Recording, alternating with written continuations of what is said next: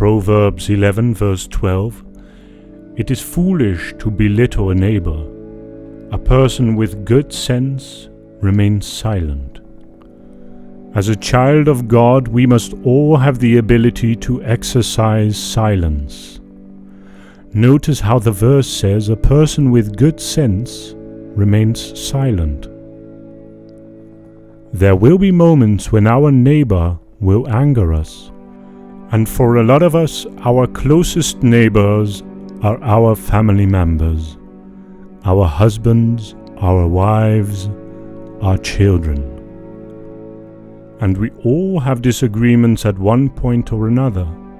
This is a natural part of human interaction, though we all wish we could all just get along all the time. But even in the most peaceful families, there are disagreements. Even when we are angered and wronged, we are forbidden by God from belittling our neighbors.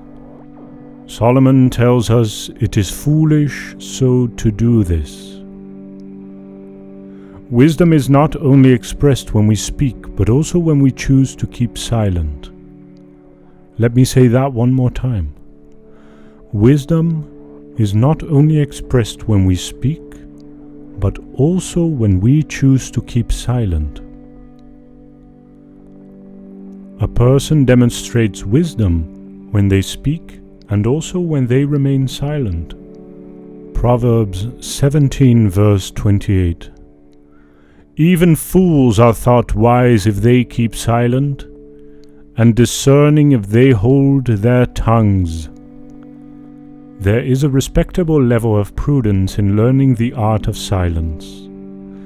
We must also learn to use this art, as difficult as it is when we don't understand our predicaments. Instead of speaking irrationally, hold your tongue. Instead of being insubordinate, hold your tongue. Instead of lashing out when you are angry, hold your tongue. Let your silence shout for the glory of God. Don't be quick to anger and let your tongue run riot on your family. Now let's look at idle words. Proverbs 10 verse 19 to 21. Too much talk leads to sin. Be sensible and keep your mouth shut. The words of the godly are like sterling silver. The heart of a fool is worthless. The words of the godly encourage many, but fools are destroyed by their lack of common sense. Idle words are, as the Proverbs put it, they lack common sense. They are insensible. The Greek word argos, here translated as idle, means inactive, unfruitful, barren, lazy, useless, or unprofitable. Have you been using idle words? There is a frightening warning from the lips of Jesus that will assist us to work out the salvation of our tongues with fear and trembling. Matthew 12, verse 36 to 37. But I say to you that for every idle word men may speak, they will give account of it in the day of judgment. For by your words you will be justified, and by your words you will be condemned. What will you say? What will you do when our lives are being reviewed? Every day will be in review. This is a day in which we cannot avoid. It doesn't matter if you run to the east or to the west. You will stand before him. You will come before his judgment seat. You cannot outrun a God who can speak whole worlds out of nothing. It's nothing to him to raise the dead and to bring them to the judgment seat, that they may speak to him about the way that they've lived and thought and spoken and acted. And God, the great King and the only potentate, guarantees that every evil word will be remembered. Every evil act will be called to account. Every evil thought will be published openly. We don't know how long this day will be because we will be eternity. So if God chooses, He could go through the life of all the billions of people that have ever lived and go through each of their life at its present speed. So He could take 24 hours to examine 24 hours. Just think how different we would live our life if we had this idea in our minds, that God will one day examine every second of every minute, of every hour, of every day, of every week, every month, of every year, of every decade, of every century. I'm asking you to live in such a way that you know you will have to give account one day of your life. You will have to stand before Him, and on that day, will you regret the words that you spoke aimlessly?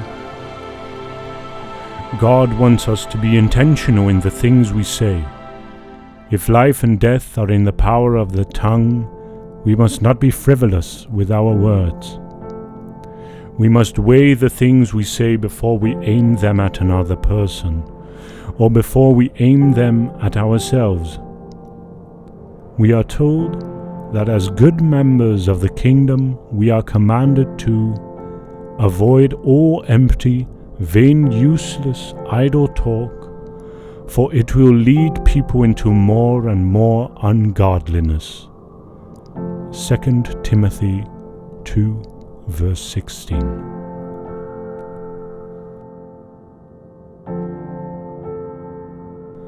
Now let us look at murmuring and complaining. Proverbs 19, verse 3. When a man's folly brings his way to ruin, his heart rages against the Lord. At the beginning of our deliberation on words, it was mentioned that we speak out of the fullness of the heart. If we persist in idleness, the emptiness of speech, and foolish conversation, ruin lies in our way. Folly seldom goes without consequences. Okay, some may argue that it is okay to sometimes complain, but that is not true for the child of God. The happenstances of life may bring us into some hardship. Even in these situations, we must exercise self-control and restraint. 1 Corinthians 10, verse 9 and 10.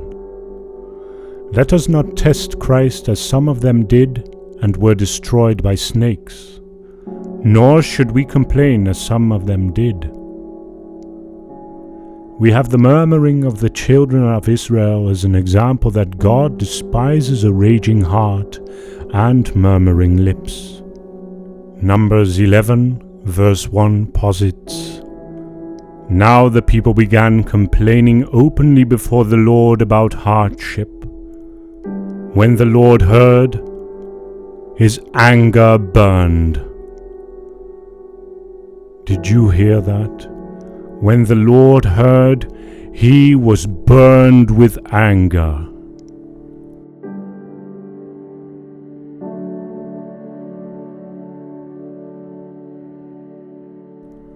What have you been complaining about?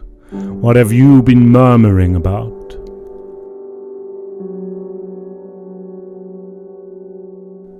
As a believer, we need to be in a constant state of gratitude, a constant state of thanksgiving. Listen to me. There are people in the hospital right now at this moment begging God for the opportunity that you have. There are people in another part of the world right now begging God for the quality of life that you have. Stop your murmuring and stop your complaining. Whenever you feel like murmuring or complaining, use the art of silence. We are told that with faith we can say to the mountain, "Move out of my way and go into the sea," and that mountain will move. Words are not empty. They must not be reduced to mere trembling of the vocal cords and the shaping of the lips.